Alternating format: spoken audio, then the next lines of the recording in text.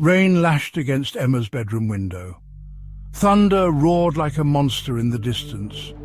She snuggled deeper under her duvet, clutching her teddy bear close.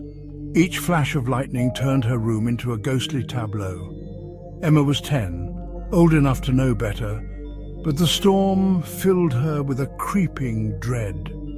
She wished her parents hadn't gone out for the evening. The old house felt enormous, filled with creaks and groans that were amplified by the storm. A particularly loud clap of thunder made her jump. Her heart pounded against her ribs. She squeezed her eyes shut, willing the storm to pass quickly. She just wanted to fall asleep and wake up to the sunshine. The wind howled outside, rattling the window panes. Emma opened her eyes a sliver, peering at the shifting shadows cast by her bedside lamp. They seemed to writhe and twist with a life of their own. The dancing shadows stretched and contorted, morphing into grotesque shapes on the wall.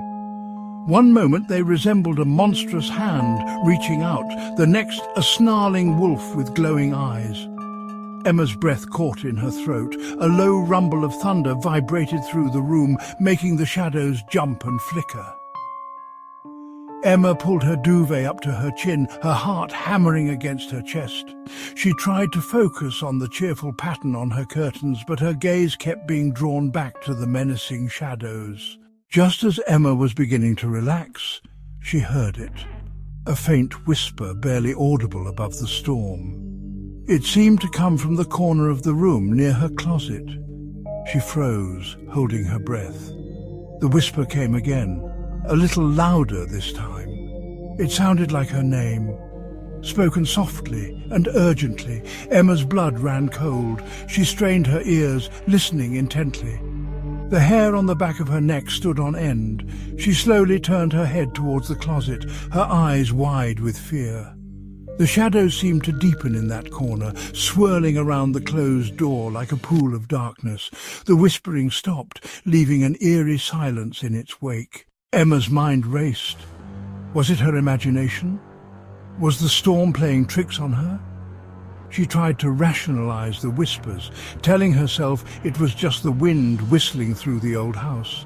But deep down, a knot of fear tightened in her stomach. She knew what she had heard. The whispers were real, and they were getting louder. Another whisper, closer this time, sent shivers down her spine. "Emma!" it hissed, the voice raspy and cold. Terror lent speed to her limbs. She scrambled out of bed and backed away from the closet, her eyes fixed on the shadowy figure that began to emerge.